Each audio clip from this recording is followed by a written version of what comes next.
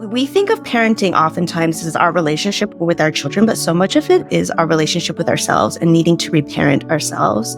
Where I know that even when I might make mistakes or yelling or being really dysregulated, it can offer myself a lot of compassion and empathy and understand the needs behind my own behavior, then I am more able to show up for my children and take responsibility and not get defensive and not pass the buck.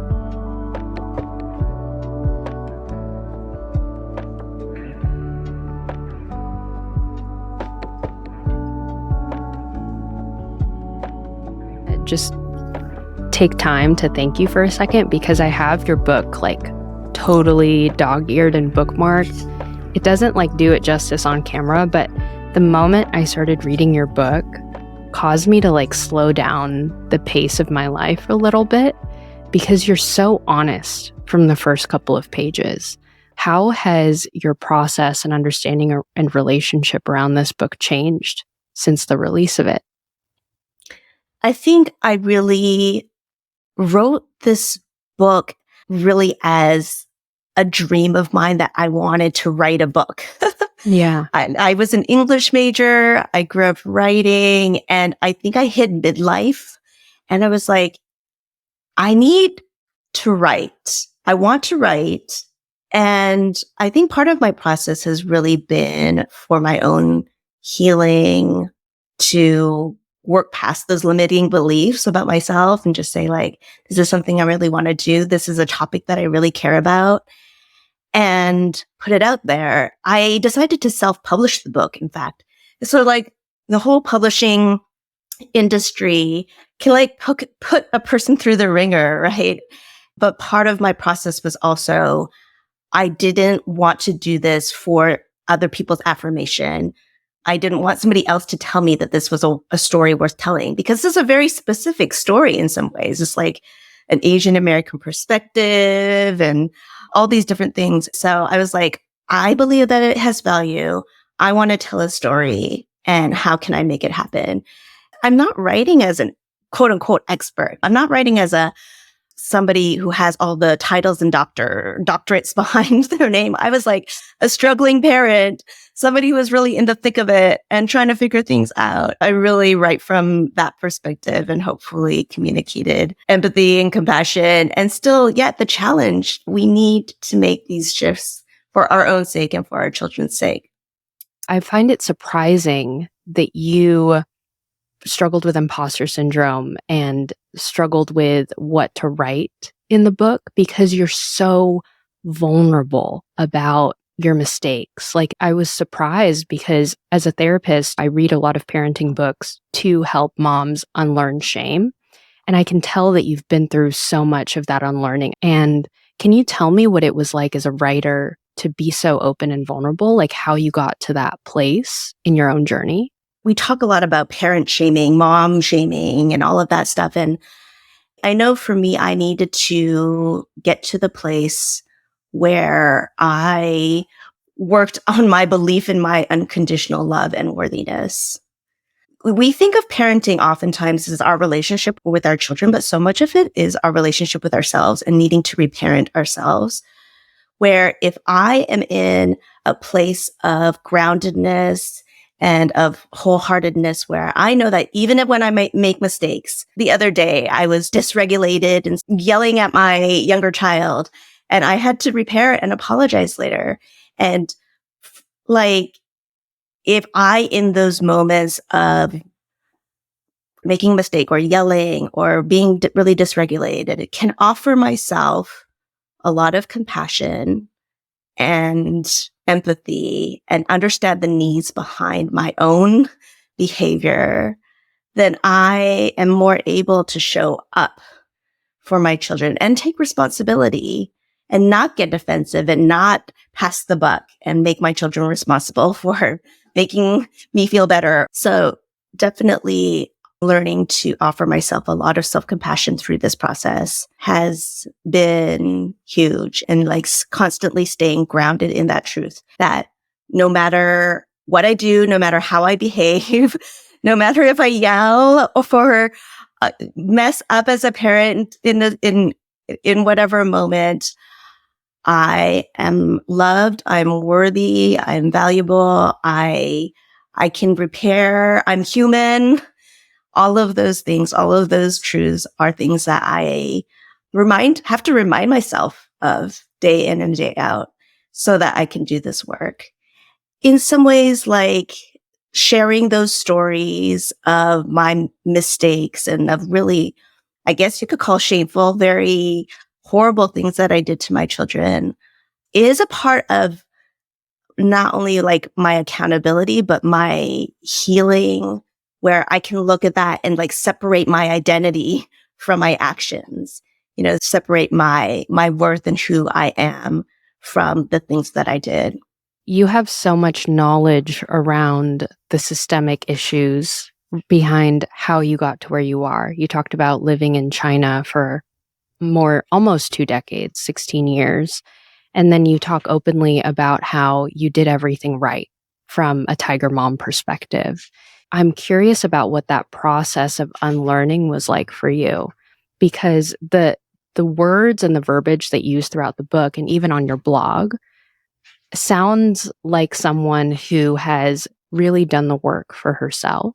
And so how did that work begin for you? You talk about hearing your friend who was as a psychologist talk openly about the limbic system and the emotional brain. But then what happened after that? Like, what was the in between to getting to where you are now? I don't know if I wrote about this in the book, but I went to a parenting workshop and learned about a child's nervous system and what happens to their brain when they are abused or neglected or yelled at and all of those things. What I realized was that I had completely unrealistic expectations of my child, where I expected to say something and then they immediately obey. And if they didn't, I would impose some sort of punishment or pain so that they knew that they should obey. And what I realized through that, the pain that I was inflicting, the yelling, the control was actually preventing my son's brain from developing in a way where he could access his rational thoughts, his executive functioning and all of those. His brain was in like that fight flight mode. Then I was punishing him for that, even though he couldn't help it. That's like his body and his brain was reacting out of fear and out of panic of trying to survive when like a bigger person was yelling at them. And so after that workshop where I did have a light bulb moment, I went home and I had a conversation with my husband and I said immediately, like, I cannot spank anymore. I had been doing it for the past however many years, possibly like 8 years at that point. And it was like, I have just learned something new. I've just had like a new perspective, a paradigm shift. And I realized that I cannot do that anymore. And so that really put me on the path of like, okay, realizing that I had to take these really coercive, power over based strategies and remove them from my toolbox. So one thing was just like removing them, but then the next thing was like, now what do I do? I don't have anything else. I don't have any way to manipulate them anymore. So what do I do? That is so honest because, in therapy, one of the trainings that we got as a therapist is you cannot tell a client to remove a skill if they cannot replace it with another skill. And so what skills did you start to like learn in that process? Yeah. I mean, I think part of it goes back to that whole reminding myself of my love and my worthiness. And so a lot of it was my personal healing that I was doing for myself, apart from my relationship with my children. And one aspect of that healing was my faith deconstruction, like I had grown up in a very conservative Christian family where I began to believe that that God was a tiger parent, Wow. pretty much. That God had super high expectations of me. always disappointed in some ways, would punish me if I did something wrong, would shame me, all of those things. So I was like trying to be the good kid. I was constantly trying to be the good kid. And I think what happened was beginning to like deconstruct some of that and seeing how that played out in my life was like, there was so much anxiety, so much like I was like so tired and exhausted for trying so hard and not feeling totally unconditionally loved. Right. I was just trying to please God all the time and feeling like I was never living up to his expectations. And then so really coming to a place where I was like, coming to the belief that God's love is actually unconditional. And this grace is unconditional. And no matter what I do or how I behave, I'm safe, I'm loved, I'm welcome, I'm known, I'm like, there's just so much love and so much grace. And so because I was experiencing that personally, I began to feel a lot of incongruity with the way that I had been parenting. It was just like sending my child to their room when they don't listen to me. It's like, wow, like, is that really what love looks like? It's like separation and the cold shoulder and like, I'm not going to talk to you. Is there really punishment when I make a mistake? Or is there grace? Is there kindness? Is there understanding? And so I think as I personally began to experience love in a different way, I could recognize that what I was doing to my children was no longer congruent with this idea of love. And so a lot of like the new tools that I was picking up along the way is like, what does love actually look like in this way? If my child is like melting down and having a hard time because he can't get his toy to work, am I going to yell at him and just invalidate his feelings? It's like, it's not a big deal. I'm going to take that away from you if you can't calm yourself down, you know? Or is there just so much compassion and like validation? It's like, it's hard when things don't work out, or it's like when you're having a hard time. Am I going to offer him affection? Am I going to be there with him? Are we going to problem solve together?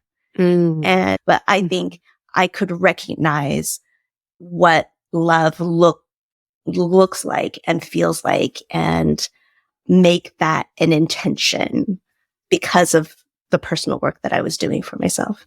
There's a quote that I actually like highlighted and starred. It says, being a hashtag self-healer has not been my experience. Rather, I've found that relational violence, wounds, and isolation are healed by relational trust, love, and connection. We need others to help us relearn what it means to be in healthy relationships, respectful partners, trusted friends, wise elders, and our own children who teach us what true love actually means. There's definitely like mutual responsibility in terms of I need to understand my personal power and my personal agency to create change in my life, to take hold of what I want. And I get to do that in community, and I get to ask for help, and I get to share my needs with others and do it with other people. Because like I mentioned in that quote, these are relational wounds, and there is a way that we can reparent ourselves and do that work. But if those relational wounds continue to get reinforced in our existing relationships, whether it's like with a parent or with an abusive partner or with whatever, then it's really going to be very challenging to shift those patterns and to heal. And so how can the relationships that we surround ourselves with really support us in the new patterns that we want to create? And so sometimes that means creating distance from some relationships. If we're caught in certain patterns in those relationships, maybe it means that we need to find other community that can support the values that we want to live into. And so, yeah, I believe doing this as a collective in a really communal way that is consistent with our values and our beliefs, specifically as Asians as well, Yeah. is really powerful instead of thinking like it's all on us, it's all on me to do the work. I think that's a huge burden and unrealistic for us to expect that of ourselves. Part of that burden too, I mean, you talk about this very openly. It's like our immigrant experience as Asian Americans plays such a huge role in our belief that we have to do everything ourselves. And, Asian American culture is so collectivist and so community driven. And I'm curious about how your understanding of community healing changed when you moved back to China to raise Noah and Caleb, and how that community began to change for you and your relationship with God and your faith deconstruction process. Yeah. There's so much to say about that. I think a lot about our choice to move overseas to China. And I'm really so grateful for that experience because I think what it did for us as a family was it gave us space to create intentional community and intentional lifestyle in a way that we wouldn't really have thought about doing here because this is just the environment that we grew up in. It's like we wouldn't question a lot of what we were doing. Yeah. But when all of those cultural norms or those supports are taken away from you and you're thrown into this really different society and different culture, you have to become very intentional about the way that you want to live. So it's just like, and especially as a Chinese American living in China, it's just like identity crisis, right? Like, who am I? What is important to me? Am I American? Am I Chinese? And so we had to be very intentional about, like how we wanted to exist in the world because we couldn't really exist like the locals. We didn't have the full language skills. We weren't connected to the network of people and resources the way locals were. And we also weren't completely foreigners, right? And so we had to be really clear about what our values were and be intentional about creating that. And I think the community piece as well, where we didn't have family around us. We didn't have like the automatic community and network of people that the locals did or that we would have had here. We had to create it.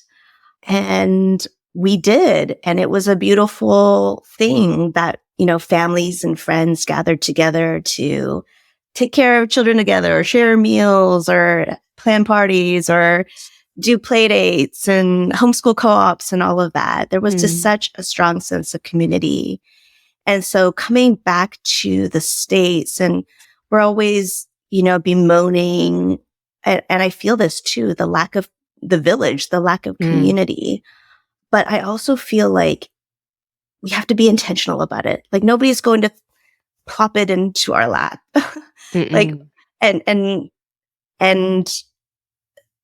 so it does take effort. It does take intentionality. And it's not easy. And a lot of the way that life is sort of set up in society makes it really challenging to do that. And I'm not saying that it's easy, but there is an intentionality to it. There is like a prioritization of it in the way that the choices that you make in your life, the values that you have. And so coming back, we knew we needed community. We knew that was so important for us, but we moved back to LA and we had never really lived in LA in our adult lives. And so we weren't really connected to anybody, but we immediately found like a really great faith community that we plugged into. And we also said what was important for us was family, like having really a strong family unit that spent time together where we were available to one another. Like my husband was looking for a job. He'd been he was an engineer, but came back after 16 years, not having practiced engineering for so long. Yeah. So he was like, I don't know what kind of work I'm going to do. But he knew that he wanted a type of work that would serve the vision of life that we wanted for ourselves, which was valuing community, valuing family, being available to one another. So he wasn't going to find a type of job that was like necessarily a huge salary or very demanding. He ended up becoming an administrative assistant after Wow. having done all of that, like working for a software company where he had been offered a job 20 years before as an engineer, and now coming back 20 years later as an administrative assistant. Wow. But like consciously choosing that path because that was the type of life we wanted. Wow. And we knew, like, also living in LA, we didn't want to be commuting all the time. We didn't want to be driving and just like spending hours on the road. And so he got the job and then he drew a 5-mile radius around it. This is where we're going to live. Wow. And so we had to forego a lot of things. Like maybe we couldn't have like a huge house with a huge yard. But again, like we chose what was important to us and we made intentional decisions to create that life. I love that. I love that your husband, like a couple things come to mind for me where there was you talk about this intention where there's an intent to be a good dad and an intent to put family first. And a lot of people in the LA community are so ambitious and so driven that we can lose sight of that community. And so the fact that your husband took the time to draw a 5-mile radius and say that this is our village, this is our community, I can imagine that it kind of cultivated a closeness with your family when you moved back in, 2019. Was it 2019? Yeah, we moved back Yeah. 2019. 2019. But you also talk about in the book that there was a time when Caleb, your youngest, was the bully and he was like biting other children. And your first instinct as a mom was to chastise him or to make him feel bad for doing that. But you are able to almost like pivot and stop yourself and try to understand. And so I can imagine what that move was like for the entire family to have to almost reconstruct and refigure what it was like to do school, to do family. Can you speak to that experience of slowing down and trying to understand your son in a new country, third culture, fourth culture children? Sure. Yeah. Yeah.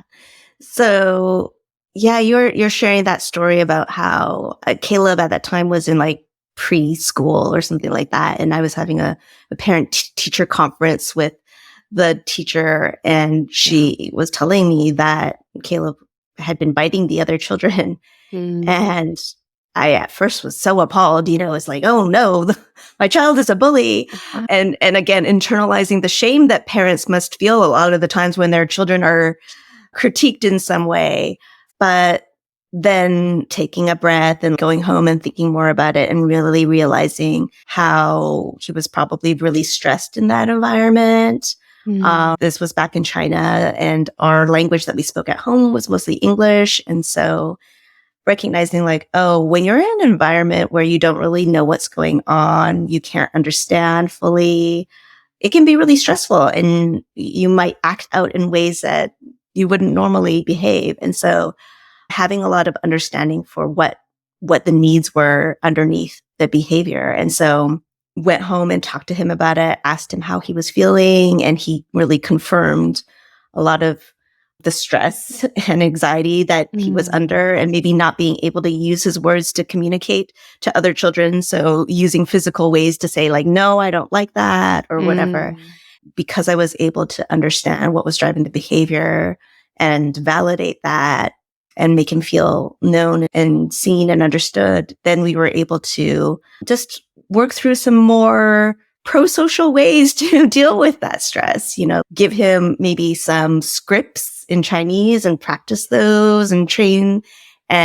or like talking to me about it and maybe talking with the teacher about it. So yeah, I think switching from a behavior management type of parenting to understanding the needs underneath the behavior and building connection and trust. That's a process, Yeah. because like that, the type of parenting that I was parenting before is just like, you just look at the surface, you just look at the behavior. And if the behavior is not what you want, then you find ways to fix that behavior. And for me, again, learning to really see underneath the surface and make that heart connection. So it wasn't just about the behavior. The behavior is just like a symptom or a signal, a messenger of what's going on underneath. And if I could like dig a little bit deeper and help meet the needs underneath the behavior, then oftentimes the behaviors will resolve themselves because the need is met. Oh, I'm getting so excited talking about this because we see this as a truism all over Instagram in our culture that you have to seek first to understand. Stephen Covey says this in the 7 Habits of Highly Effective People, that a really great leader and a really powerful presence is able to seek first to understand. But I love how vulnerable you get in that story of, as my tiger mom came out and I wanted to berate him and to tell him that he was doing something wrong.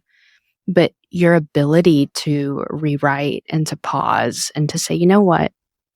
How can I understand him? And there's another quote in the book, like, again, I have everything like dog-eared, where it says that Dr. Bruce Perry, a leading expert on childhood trauma, offers a helpful sequence on how to activate our child's learning brain so that they can make better choices. And he has these 3 steps that you mentioned of regulate, relate, and reason. And then after that, you say that, we have to re-regulate the reptilian brain so that we can finally talk to the mammalian brain.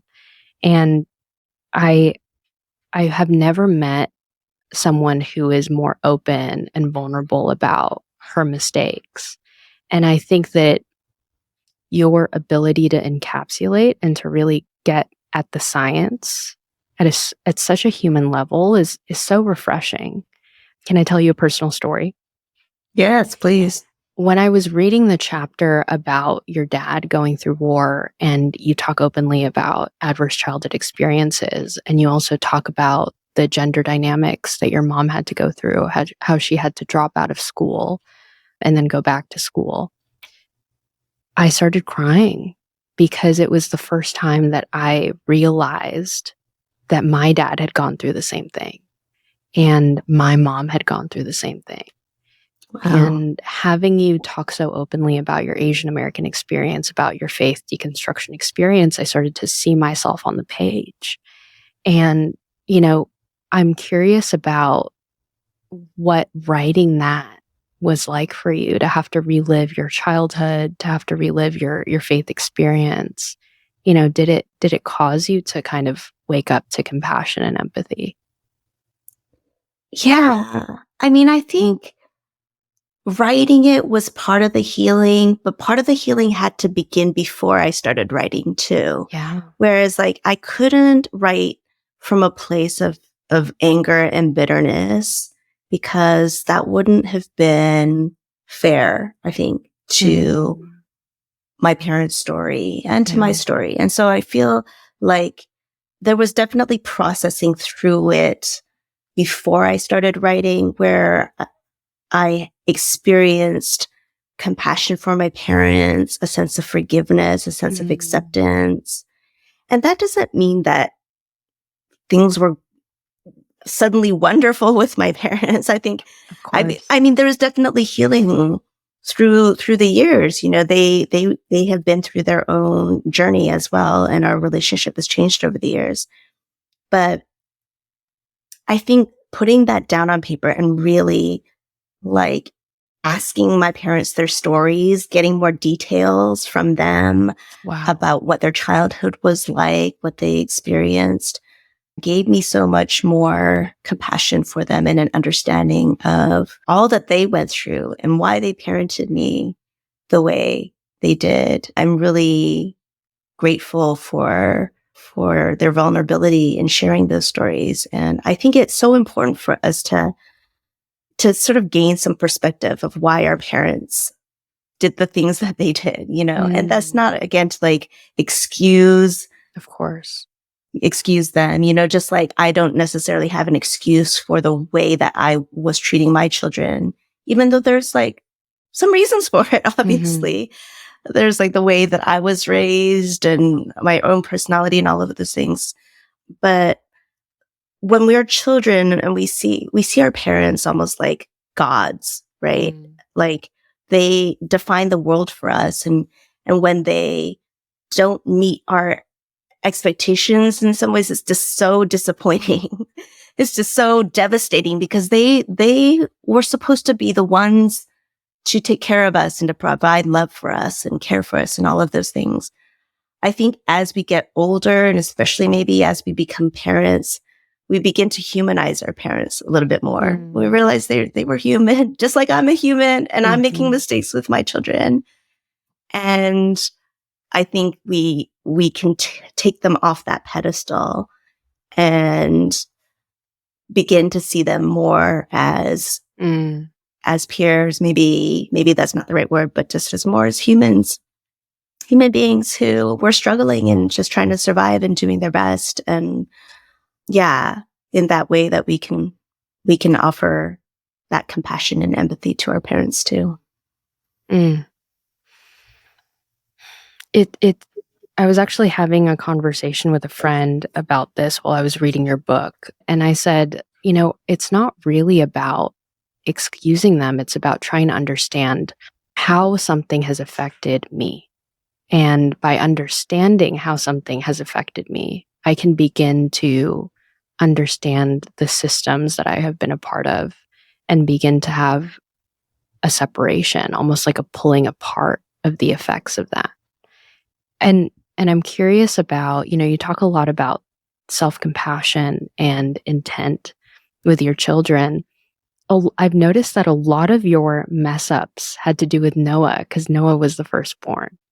And you had more soft moments with Caleb, like we talked about, the pre-K incident and seeking first to understand.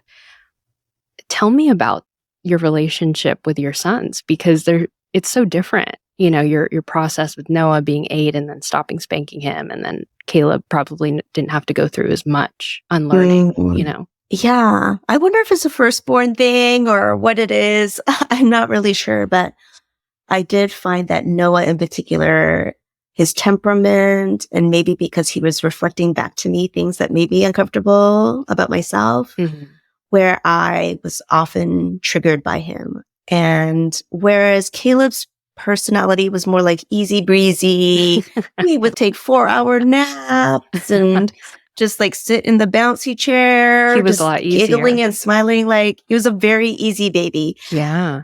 But for Noah, he, and this is something I didn't realize until later, but he was a highly sensitive child. So would have meltdowns that I didn't have any idea what triggered it. Is like all of a sudden is just screaming, or he would wake up from his naps just crying and screaming uncontrollably. And I didn't find out until later that this is somewhat of can be an issue of like low blood sugar or different things going on. But I was like, he was unconsolable for like good 30 minutes after he would wake up from a nap.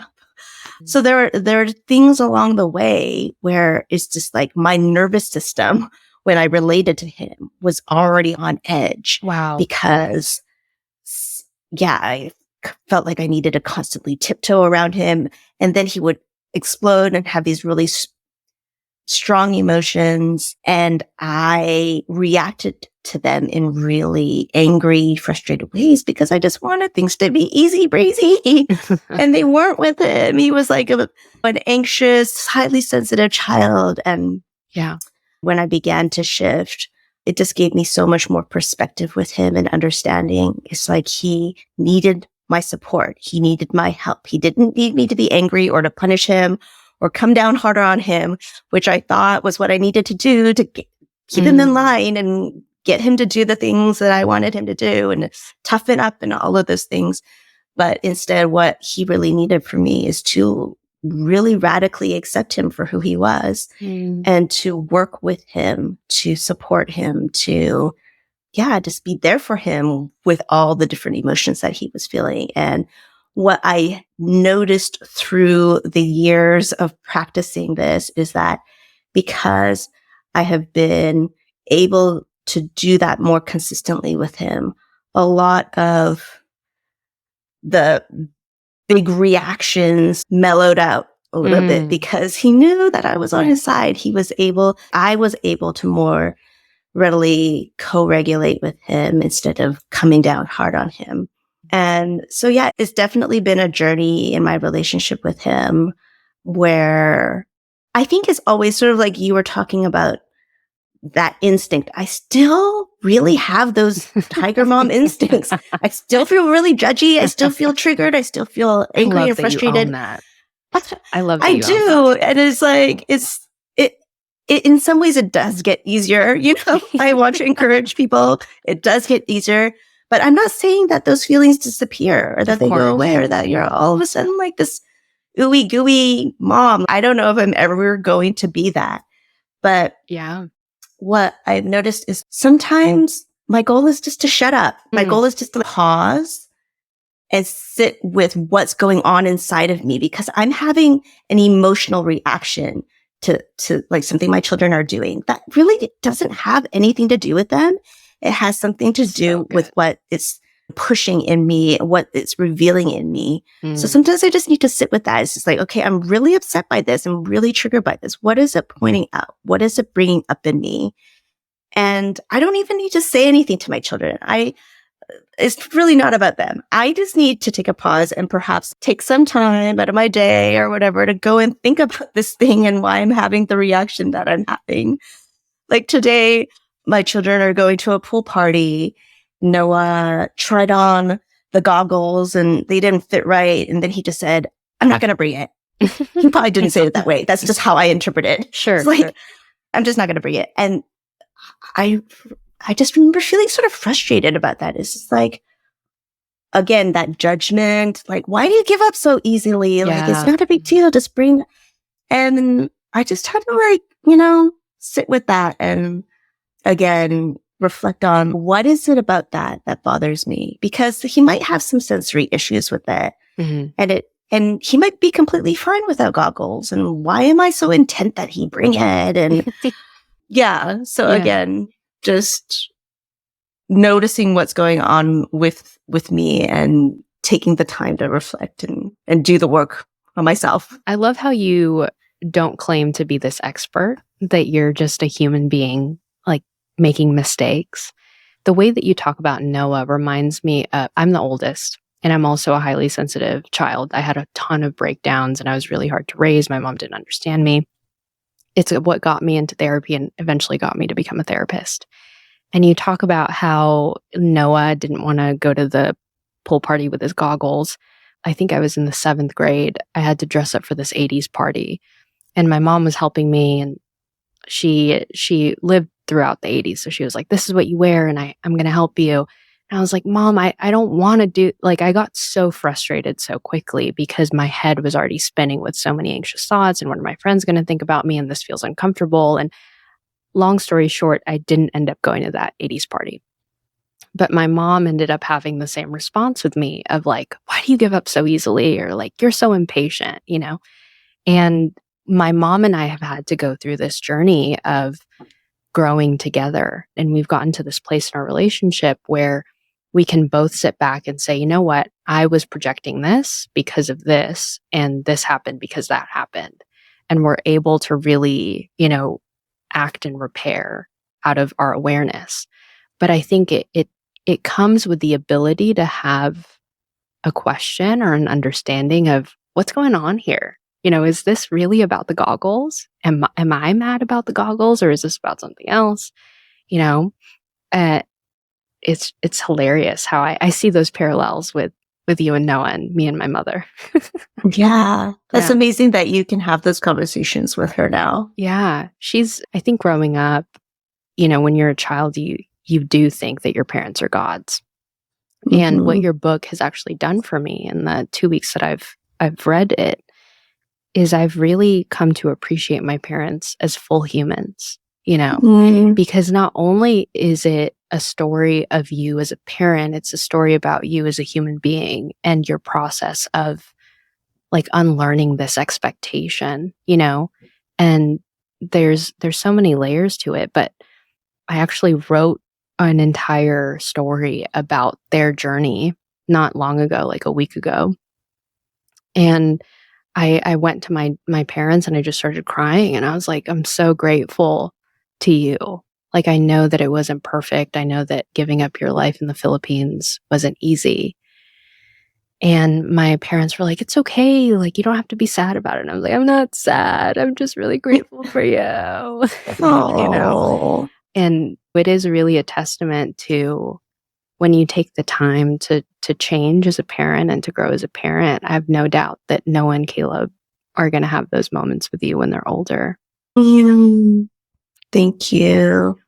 Yeah, that's such a beautiful story. And I think that's so much of what it is like allowing us all to be human, whether it's our parents' generation or ourselves or our children. Once we allow quote unquote ourselves to be human, there's just so much love and appreciation and compassion, So right? much. Who would have So thought much. that like having the freedom to just be human and make mistakes and be messy and Yeah. have a bad day and all of that stuff, like when we make room for that, there is so much more gratitude and softness that Mhm. can come from that, whether it's with our parents or with ourselves or our children. And so definitely like with ourselves as parents, this is something that I say a lot is like where we get to be human. Mm.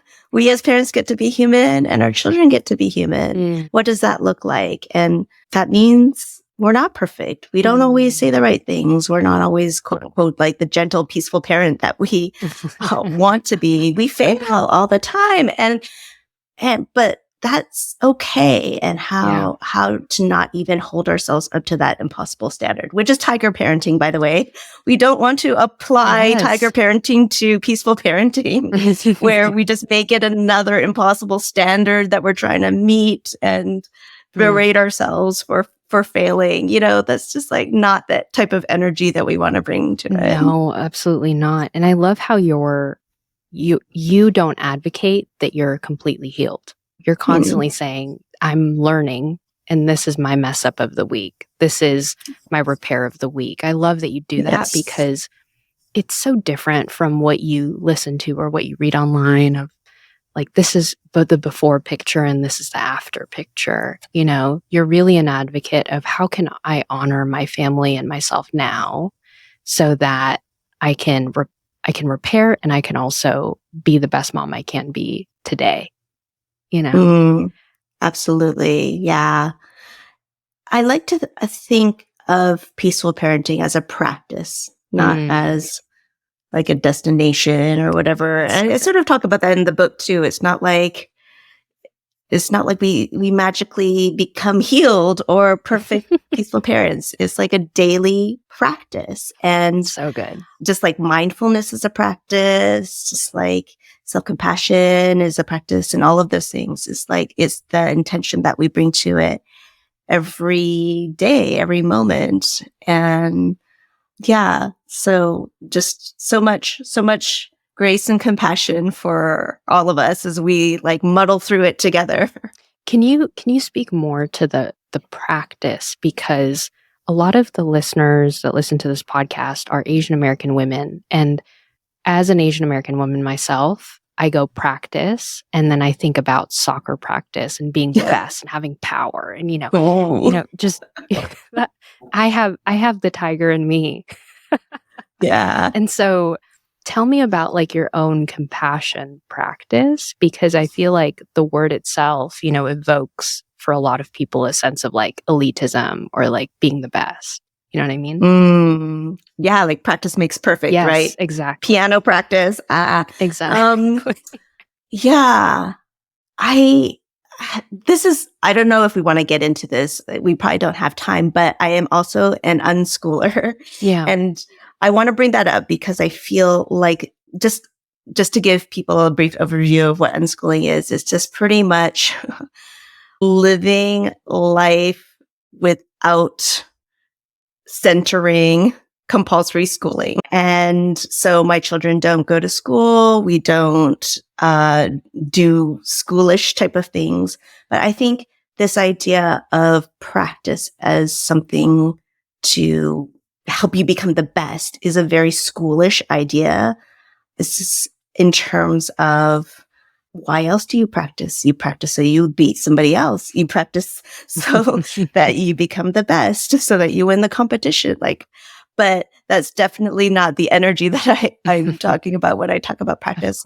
I think of it just like a yoga practice or a mindfulness practice, where it's not so that you become good at it, but it's to experience the value of it in the moment and bring an intention to it day in and day out. And there is no goal in some ways. But there's acceptance. There's a lot of acceptance and a lot of what is, and a lot of just grounding in presence, all of those things that we want to bring to it day in and a day out. Yeah. So practice in that way, where it's not goal focused, not to get better at it, but just to set an intention and where are you headed, setting your sights on that and taking those steps day in and day out. I don't know if I'm explaining it correctly. I think you are. It's almost like there's a difference between goal setting and having an intention about who you're becoming. And so it sounds like for you, you define practice as a character defining act of, I am becoming loving and compassionate rather than I am becoming the best. And so I think it comes back to that intent where you have to ask yourself, is this value driven or is this ambition driven? And usually ambition can be led with, so much ego, and ego isn't inherently bad, but it's led with a judgment about what the world is like rather than a judgment about who you have control over, which is ultimately yourself.